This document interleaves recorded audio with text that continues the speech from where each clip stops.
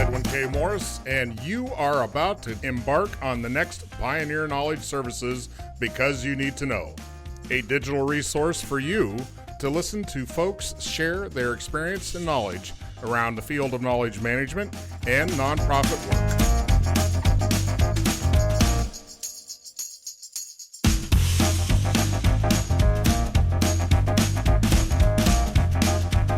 If your company or organization would like to help us continue this mission and sponsor one of our shows, email byntk@pioneer-ks.org.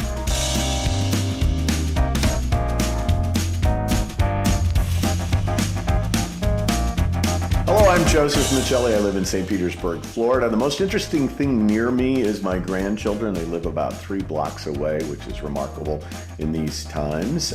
Probably the most exciting job I've ever had was working in radio when I was 13 and being a disc jockey for, I guess, the better part of my life while otherwise pursuing a professional career. From my perspective, the great mentors of my life start with my father. I was very blessed to have a father who I hope my gravestone said he was half the dad his dad was. And then mentors in the professional side in academics, but also people like Howard Schultz, the CEO of Starbucks, or founder of the modern day Ritz-Carlton hotel company, Horst Schulze, all of whom have taken the time to help me grow in my understanding of how to deliver a service business. I am inspired when I see students, and I teach at a university, when I see students understanding that we're placed on this earth to serve one another, not to be served. Wow, I like that. I just wrote a book called Customer Magic that looks at a concept of magic, meaning that we should challenge the seemingly impossible. And so when it comes to caring for customers, we should throw away all of those, this is the way it's always been sort of mindsets, and start thinking about what if we could, and the what ifs of customer service delivery. How does a 13-year-old get a walk in the door like that? Well, it was really, in the day of 45 records, I think, they were playing a backward masked sound effect in as a competition. And they kept saying, if you figure this out, you'll get 6 inches of records, meaning 6 inches of 45s and a ham. And so I heard this so many times, and I finally said, I think I've got it. What you're saying is if you get this, you'll get 6 inches of records and a ham, just backwards. And they said yes. And I came in, got the tour. The station manager said, kid, you want a job here? You just come back with your 3rd-class broadcast license and endorsement from the FCC, and we'll put you on the air. Little did he know that I'd actually study, and I'd do that. And my parents would drive me 2 hours to take the test. I'd fail. I'd come back 6 months later, and lo and behold, I actually had the broadcast license, walked in his door, and Martin Onhoff said yes to this kid doing something on the air. And to this day, it's one of the great lessons about if you're going to make a commitment to somebody and you live into it, it's amazing the impact it can have on other people's lives. It really is a exponential realization of what the future could be, right? You co-created that. That person set up the tee, you knocked it out of the park, and now it had led to many things that you never would have guessed. Yeah? Yeah, I think that I became a professional communicator. I say that in that I write books and I'm a professional speaker. And I think that got me started in that journey. I don't think I'd have ever imagined that's where I would be. Do you think that in your academic career and now in the ability to produce content in the form of books and speaking, that communication was the primary skill that projected everything else after? Absolutely. And quite frankly, I don't consider myself a writer. I've done 13 books now, many of which published by McGraw-Hill. I've had some real success in that space. But I'm not a writer. Thoreau was a writer. He woke up in the morning, he needed to write. He was compelled to write. I'm a compiler of information, and I much prefer verbal communication to writing it down. Those skills have transferred reasonably well, I guess. How did that set you up for the academic structure of psychology? My parents had not graduated from high school, and my mom dropped out, I think, in eighth grade. So we didn't have a family tradition of education. I was fortunate. I was adopted into that family, but I was fortunate, I think, to appreciate that knowledge was bigger than my small town, that there was a lot more out there than the boundaries of my small town. And if I had curiosity, I think intellectual curiosity, and it just kept feeding itself. And so In my advanced age now, I realize just how little I know about anything. And in those days, I thought I knew a lot, but that there was just a little bit more outside of the border. Now I'm convinced I know nothing. Well, with that as the backdrop for what we're going to talk about, we have a better understanding of the foundation of which you have been built upon. I want to bring back when your initial first come into the show, you brought up the mentor of your father. Can you tell me what exactly was the imprint and the goodness that came from that relationship? I think he genuinely cared about my growth and development above all else. Peter Senge, the MIT professor, says that that's what love is. Love is the genuine concern for the growth and development of those you serve. And my dad was very capable of doing that. I think a lot of people love with a lot of self-interest in their love. My dad was pretty amazing in his capacity to love on me. And then I think he got the derivative benefits of that, but it wasn't with that intent in mind for me to pay him back in some way. It was that purity of focus on me. And quite frankly, as you get older, there aren't a lot of people who are going to do that, right? I mean, but it was wonderful to have a parent who understood that was his primary job, to stand there and clap when I did something, right? That he was there for. That is absolutely amazing. And I say that because as a person on the planet for a certain amount of decades, and children and grandchildren and just the society in general, that's a very charitable position. That's a very other-oriented viewpoint. How do you get that kind of skill? How do you get that kind of perspective and awareness in an organization? I can tell you that one of our core values for my company is otherness. It's a totally made-up word. I just consider it the opposite of selfishness. And I think it's something that we say we value in our organization. We realize that it is, and there are many people who have talked about it. It's a concept that's been around for a while. The notion is that if you create value for others, you become valuable to others. You seek to be valued. And I really think we have a societal challenge right now where I'm on TikTok and I do that thing, but there are a lot of people who just say, I want to be so interesting that people can't stop looking at me. I want to be so interested that people become interested in me. I want to become so interested in you that the reverse is true. And just the beginning of this particular meeting that we have has all been very much your powerful interest in whatever it is that you've been pursuing. And I think that's what brings people to you. I think that's a two-step process, right? So that's the first heavy step. Trying to not be selfish in orientation and to be otherness directed. Otherness can be people, society, a community, a group, whatever. But how do you execute? How do you train somebody to have that mindset? And you say you have a pillar of otherness in the organization, but how does it show up? Well, that's a great question. I mean, what Enron had integrity as one of their core values. I think the challenge is, do we reward people in the organization who are taking care of customers? Do we reward people in an organization who support their team members? Are we rewarding people who will step on anyone to get ahead in their personal gain? And I think as a leader, it does start with servant leadership. I'm a big proponent of it. I think that if your leaders are, look at me, grandiose, pompous, righteous, it's pretty hard to convince the team that they should be doing anything other than that, because that's how you get to the top in the organization, as evidenced by the behavior of the top. Yeah, I'm a big fan of saying it kind of starts with you. And if you don't have humility, and if you don't have, if you're not there cleaning up after the event and you're a leader, you're not really reinforcing a culture that does that. Do you think the age of authoritarianism in an organization, not quite a government, but authoritarianism and the structure of, we don't trust anybody, so I have to make sure you're doing stuff at all times, the double checking and all that, that adds to the layer of non-trust, which detracts from anything positive? Yeah. Is there some transition you see in the big world of organizational change that we're moving? Everybody's either moving this way or they're fighting for their piece over here. I don't see the change as a groundswell. What I do think is, if you're one of those people who is a contrarian about this, you're successful, because everybody going one direction gives you a real lane to go a different direction and differentiate yourself if you can execute against it. So I do think it's important. Just to your point, I wrote a book called Stronger Through Adversity in the middle of the pandemic. Say that title again slower, please. Yeah, I'm not pitching the book. It's just Stronger Through Adversity. And I talked to 140 leaders who were trying to position their organizations to come out of the pandemic stronger than they went into it. It was fascinating to me. I chose to not interview any politicians, right? I don't care what political leaning you have. I just didn't see the otherness of it all. There was a lot of self-serving posturing going on. But you would see nonprofit leaders. I interviewed plenty of those, from the head of the Red Cross and the head of the United Way.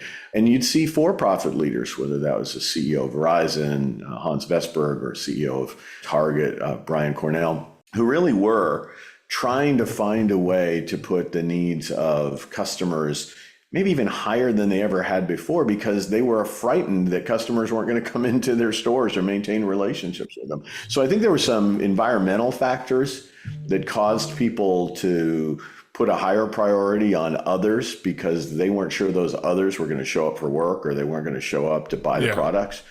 Would you say that was a fear-based response versus an altruistic kind of approach? I do think a lot of it was fear-based, but for some people, even though fear was the trigger, I think Tony Robbins says we either change out of inspiration or desperation, right? I think for some it might have started from desperation, but it feels pretty good to serve others. In fact, if you look at the happiness literature, the Harvard longitudinal research studies on happiness, one of the things that brings us greatest happiness is transferring our care to others. And in your world, probably transferring knowledge to others is a source of great happiness. Yes. Erickson and the research on generativity, all of it talks about the fact that we want to give something to the next generation. That's a purpose moment for us, of course, over the life arc. For me, I think you did see some people who go, hey, paying more attention to our customers, this kind of feels good. Yeah. Who knew, right? They're not just a means to an end. Well, they're like real people, and I like it. The bifurcated folks out there, that one way is a stick, the other way is a carrot. And it's like, how about we just lose that whole paradigm and just go with a happy community? How about that? Treat people like people and have trust kind of just develop. Yeah, and we can manage the exceptions to trust. I think this is the problem. We've gotten to be so cynical in our society about everything. Nothing. You can't trust anything, and AI is probably going to make it a little bit worse. Like, am I even really here? Is this a giant deep fake? I think we're going to get to a point where we're not going to be clear, but you got to extend some level of trust to be able to manage what happens when somebody violates that trust. There's a lot of people out in the world, and if you are around a pack of hyenas, you may want to kind of try a different group. And I think that's true with customers. Assume positive intent from the customer, because if you don't, that customer is not going to form positive intent about you. And then if you do assume that and they violate that, then manage that. That's what management's about. But don't treat everyone like they're a criminal walking in your door. What would be your definition? I'll ask for two definitions, and I'll ask, are they the same thing in your mind? Is a customer the same as a consumer? Oh, absolutely not. No. Okay. Tell me. I hate the word consumer. I do, everybody loves a consumer. I do consume things. I do consume things. I sometimes use it because I've used customer 17 times in a sentence, and so I need to come up with a different word. But really, truly, a consumer, you might as well add a user. Let's put that out there too. Yeah. You're a software user. No, you're a person, okay? You're a person, and it's about a personal experience. All business is personal. This is between you and me as people, right? We can make it transactional. We can make it like, well, you do this all the time. I do this all the time. Who cares? It's another one, chalk it up. Or we can be here together in a real moment of, we're not going to have this moment again. And for some fluky reason, we're here now. So let's make the most of it and enjoy the uniqueness you bring to the table. And I'll try to bring some too. I hate the word consumer because it is very sterile and very corporate. Well, it's transactional, right? I think it all just bases from maybe a 200-year-old mentality of what capitalism is that everything is transactional. Mm-hmm. And I think that's the dichotomy here that people get trapped in, because we are so heavily laden in our experience on the planet in this metric of this for that. There's some transaction. I'm going to get something. And that kind of goes towards what we were saying. Are you altruistic in your modality, or do you have to have an exchange? And I get what you're saying, the customer, consumer, but let's go to customer experience. Can we up the game a little bit? You said about the organization being a bunch of humans interacting. I mean, that's what it is. Maybe 30 years from now, that will all change. But for right now, until we have digital twins doing the work and we can sleep, what is a customer experience approach that makes it a better organizational position? I'm going to yield the word customer because I use it all the time, though you would know I'd rather talk about human experience, just so you know it. Okay. And in the context of the humans that we call customers, I think the challenge for that is just appreciating that it is not just a moment in time, that most of us are in a relationship. So an experiential focus, I think, looks at all of the factors that shape the relationship. And all those factors in a given moment too, but all those factors stringed across the entire journey. So rather than just the transactional element of the service, I handed you something, you gave me money, the experience is all of the sensory elements, the way I envelop that experience in some kind of desired emotional context. That's what I think the experienced folks like me do as experienced designers. Then we look at that across the journey and we say, okay, what can we operationally succeed at? I mean, I can't do everything all the time to everyone. So if I can triage those moments that matter most, how do I focus on those and then really make sure that I am enveloping those moments in the branded experience I want my human customers to enjoy? You're talking about the construct of the organization itself. Are you saying that the consumer/customer/human is only external? In your paradigm? Oh, no. And that's why my human thing is so critically important to me. Yes. Why I cling to it with fervor. Let's take Airbnb, right? I wrote a book about Airbnb. And so on any given day, an Airbnb employee, who we would call having an employee experience, may very well be also renting out their apartment on the platform. So now they are the host or the business, if you want to think about it that way. And then they may that next weekend go and stay at some other Airbnb. So now they're the guest or the customer, if you will. Now, in reality, they're all the same person. Yeah. They're no different. And so we need to think about the human experience of the employee, of the buyer and the seller, the customer, the organization. Vendor, everybody. Everybody. Yeah. Your nucleus has just shifted from the role to the being. Yeah. So that's what I heard you say. The center of the universe in this is the person base, and then roles define different perspectives and what those roles either influence or what we measure or how do we treat that experience. Not so much the person in that role. Amen. And in my business sector, we often talk about journey mapping the customer journey. Yeah. Right? Like that's what we do. We want to look at when do they consider us? When do they, what's the sales cycle look like? What do they do at purchase? What do they do post-purchase? But I tend to focus more on an ecosystem model. So I want to know not only what is happening in the journey of the customer, and we may use that as our anchor point. Like that is the flow through. But I want to understand what is the employee experience relative to the sales cycle, relative to the service cycle? What is the vendor experience along the way? Because oftentimes what will happen is you'll have a really bad customer experience only because you've set up the employee not to be able to execute against it, or you have supply chain problems that are happening somewhere else and you really need to get a different vendor relationship in order for the customer experience to be done. So for me, that may be our anchor point around the customer, but the ecosystem mapping is much more relevant. I like the ecosystem mentality, and as you were describing that, I was envisioning, I've seen graphics in finance and or stock information that has all these other elements in parallel to what you're tracking.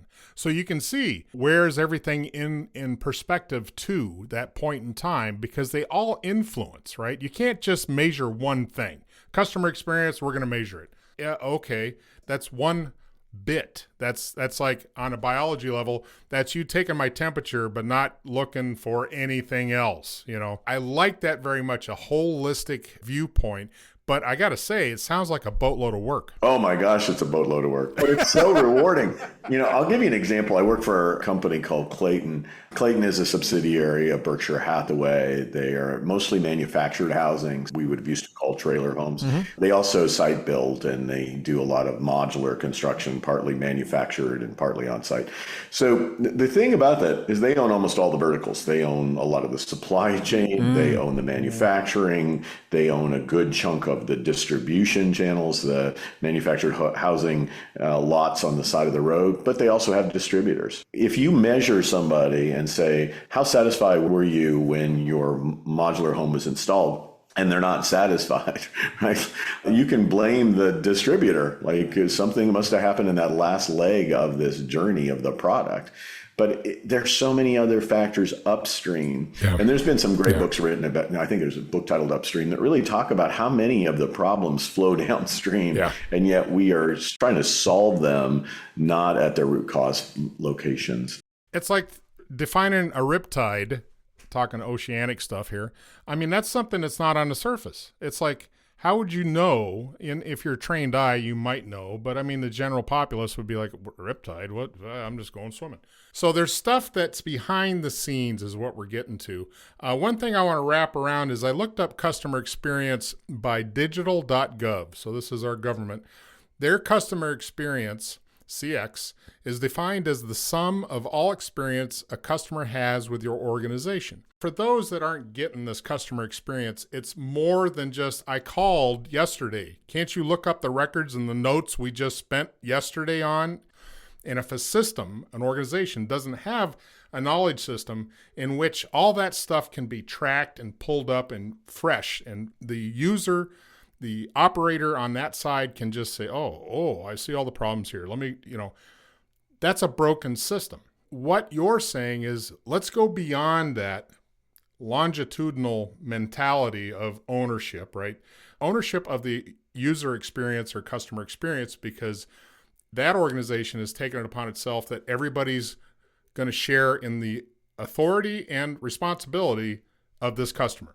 We have built the system. Whoever picked up the phone, it's your job to make sure the customer is served. If you don't have that, but if you wanted to approach a holistic human experience model, what would be your top 5 things an organization has to have right? First and foremost, you have to select the right people. You can pour a lot of knowledge into people who don't have a lot of talent, and what you're going to end up with is people who are just a little below average.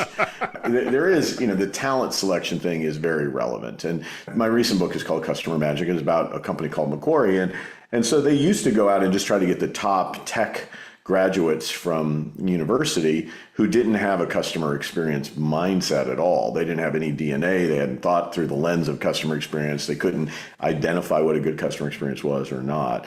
There also, some were really smart people who didn't have a hunger for knowledge acquisition, right? To kind of stay with the value of selection, hungry, humble, and smart is pretty good as a starting point. I think they really went to Patrick Lencioni's model, which is really that, hungry, humble, and smart, as a starting point for selection, and also making sure there was the capacity to develop talent around customer experience and customer service delivery. So I think that's important. And to just follow through with them, they also had just a hodgepodge of knowledge sharing. They had articles that you had to really hunt and peck to find. They were not easy to find. So in real time, you weren't getting it to the customer in a meaningful way. And quite frankly, there was enough diversity of thought there. There hadn't been a lot of clarity of what is best practice or what is acceptable evidence-based information. So they really had to build that muscle up, right? They had to go from a bunch of wikis you had to find wherever to a real shared learning knowledge-based system. So that had to be done. And then you had to inspire people to be contributors to that, not only consumers of it. See, I use the consumer word. Pretty easy, easily done. Right there, slip right into it. You're not just consuming the content, you had to be creators of the content. And so they developed ways to incentivize people to make contributions to the learning management system. And they evaluated the quality and the complexity of those and the value of those articles. And they tracked which articles were getting used most.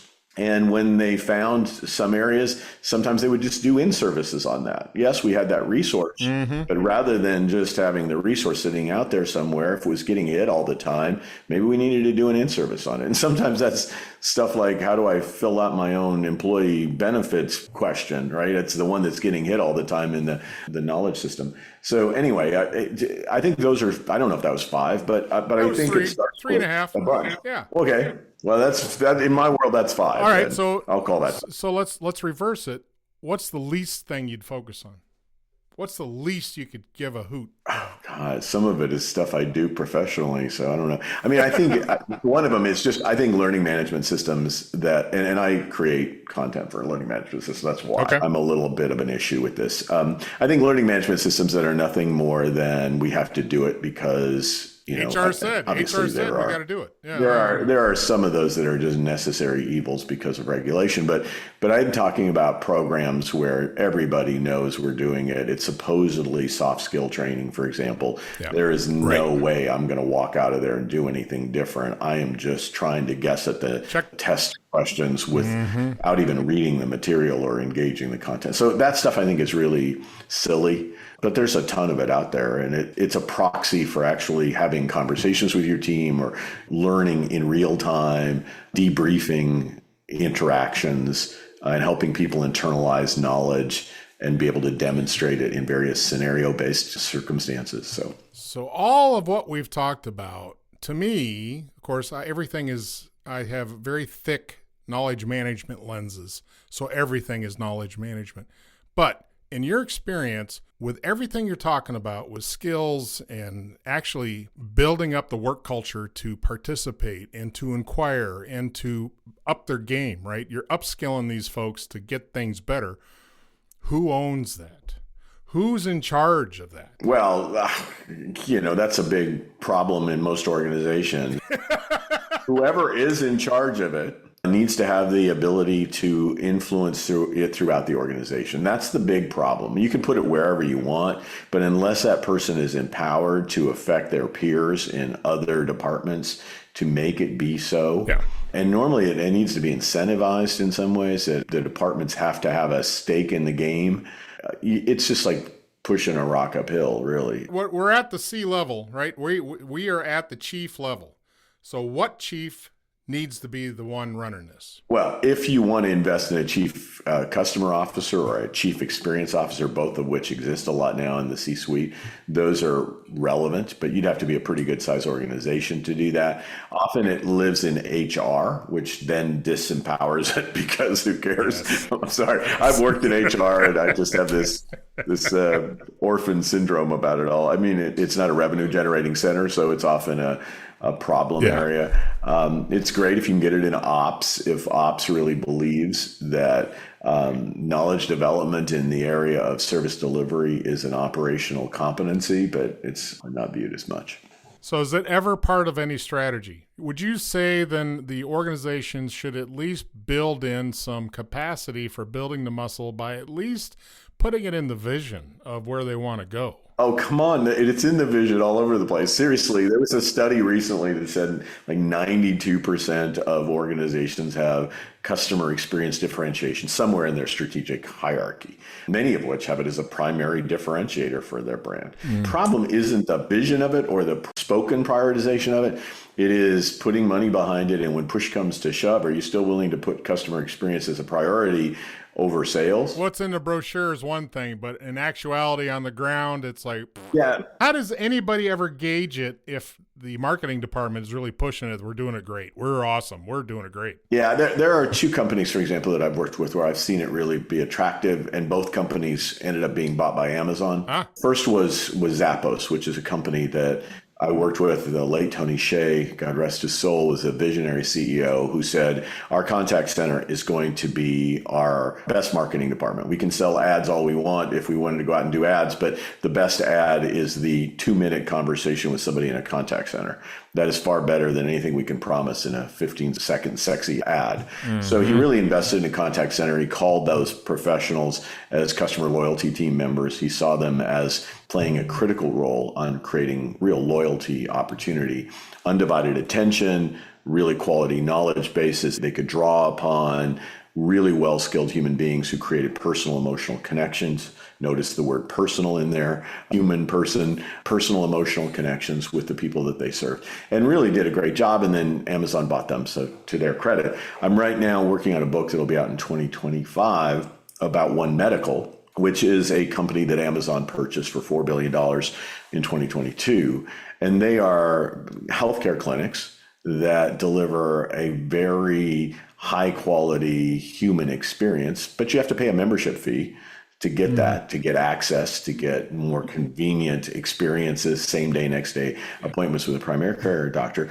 But they invest in it. Those investments have paid off at scale to the point where companies like Amazon want to acquire them. You bring up a interface of service, right? Concierge. There are levels of service that come with a price tag. Oh, if you pay this extra money, then you'll have your personal concierge, which means human contact. I don't have to get in line. I don't have to call, and this call center takes forever, or I keep getting hung up on, which is absolutely the worst. The concierge level, can you speak anything about that idea of concierge, that one-on-one? Well, ideally, you would create a value proposition in some businesses where people wouldn't have to pay more to get it. Like it's just the differentiator. So like, it's just how we do things.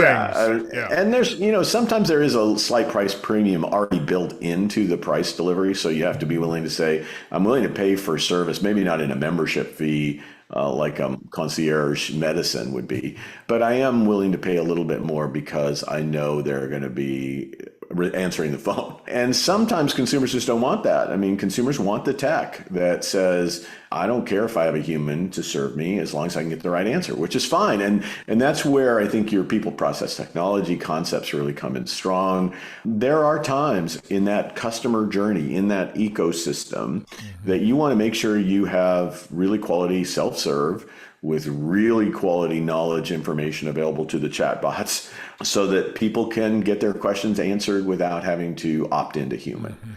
But we've gone really way far there. McKinsey just recently put out a study and said even millennials, 18 to 28-year-olds who are notorious for wanting to communicate on digital platforms, are asking for more human resolution moments in their product journeys. We're starting to see maybe a little pendulum swing where a reactionary approach to too many chatbots that aren't providing us the quality information we need, or just the sterile nature of constantly interacting with something is not real. I see that. I can see that as an experiencer in the world, that I would much rather talk to somebody than to try to go work my way through a flippin' chatbot that'll never answer the question anyway. Or they keep throwing you stuff off of a frequently asked question page that was made 15 years ago or 15 months ago that it's like, stop. So the ability to shortcut and get to an actionable answer is really the motivation of the experience journey. Amen and hallelujah. And this is where you come in. Like, I think every organization should have people like you around, nonprofits, for-profit. They should just have somebody saying, hey, how do we get to the right answer as efficiently as possible, and give people options in those moments where it's really hard to get a right answer quickly. Like, what would be your definition of knowledge management? Well, I mean, I feel like this is an unfair question. I'm going up with a PhD and I'm here in kindergarten with my crayons drawing a picture of knowledge management for you. And I just broke a crayon in the process. The pressure just... I think the key is that we are all trying to navigate this life journey.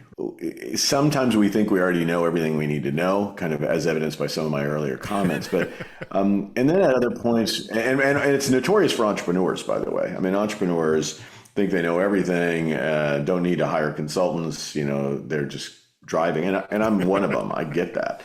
But then there's a point where you realize, holy bejesus, I don't know this. And now I've got to find a reliable source to get the answer that's going to help me get past my problem. And now I can Google it. Oh my gosh. There's an effort at knowledge management. In my world, it's an effort to help us search for knowledge, but it's really just search for information. It's, knowledge to me is not information. Information is plentiful. Knowledge is the ability to find things that we can act on that'll affect our outcomes.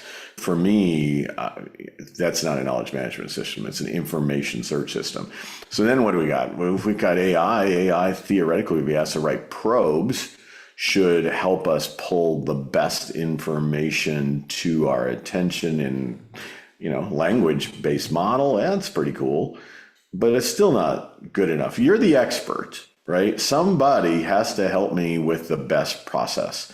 And I'm looking for somebody to do that curated management. I'll challenge your word of expert because I think anybody can add value to make things better. So you don't have to be an expert, right? Everything you just talked about reflected back when I did a master's in knowledge management. The thing that gets me... I gave you a PhD. Yeah, I'm sorry. That's probably happened after this story, but keep going. The concept of the Greek term phronesis, I have really wanted to reinstitute and reconstitute that word use. Phronesis is a type of wisdom or intelligence relevant to practical action. And that's what I love about the whole idea of knowledge management. It's not information or data management. It is about making something actionable.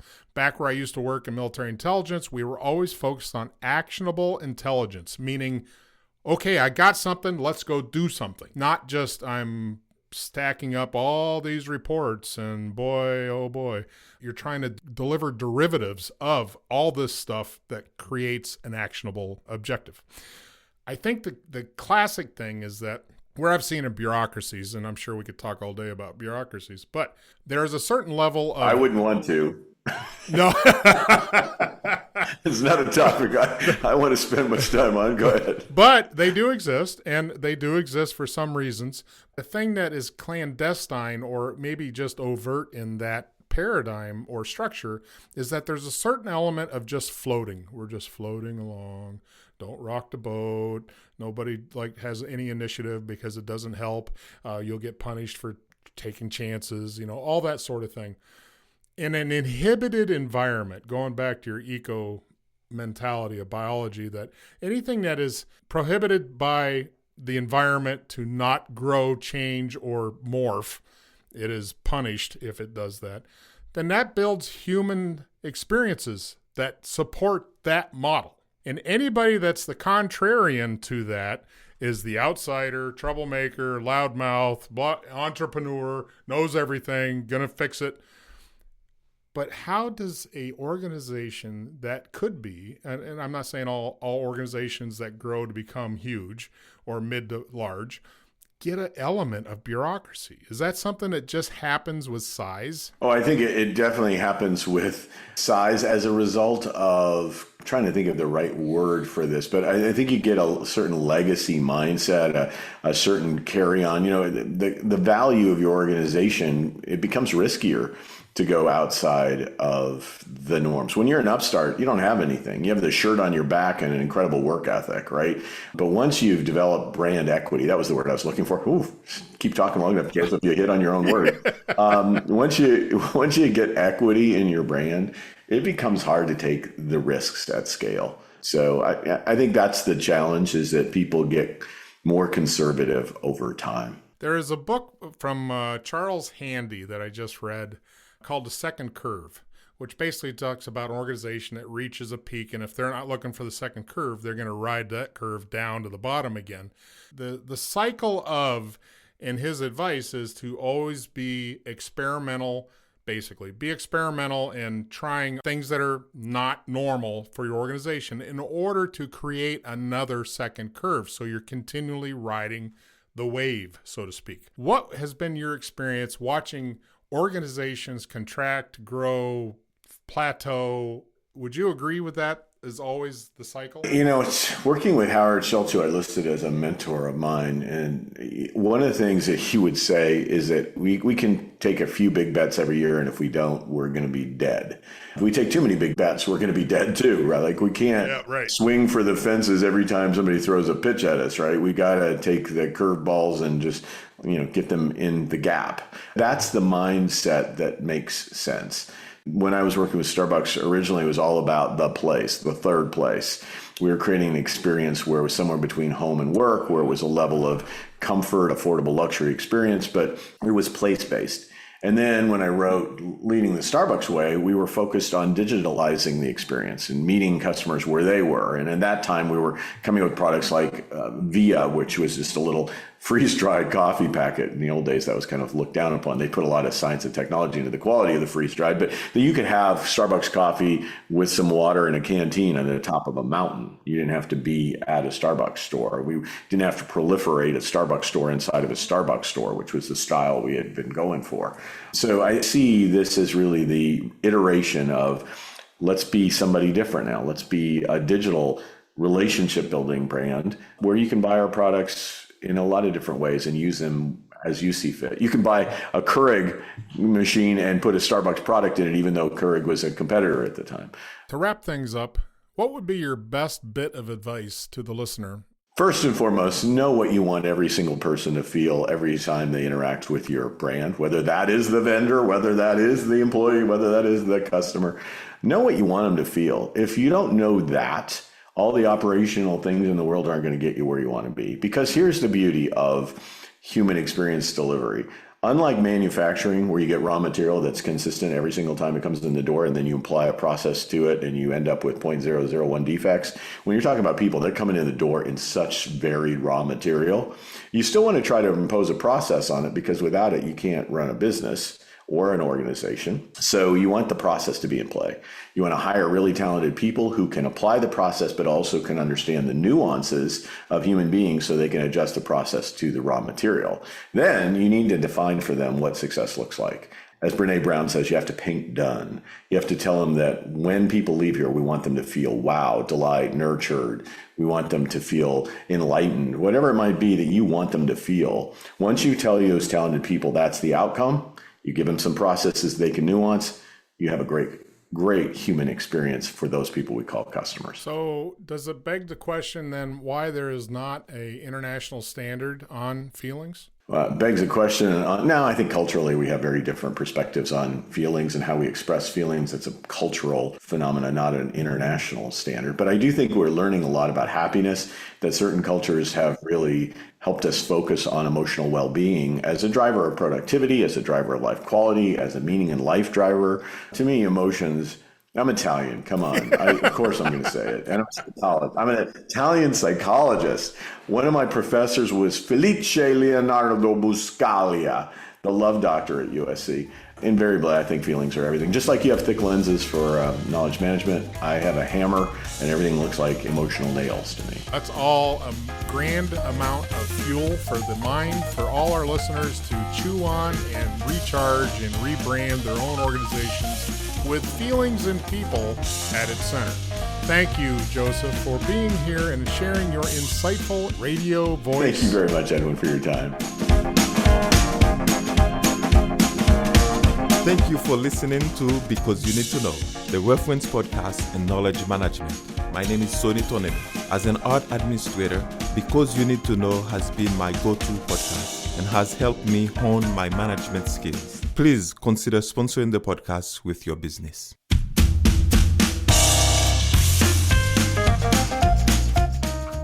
You have just finished our latest Because You Need to Know, a public service of Pioneer Knowledge Services.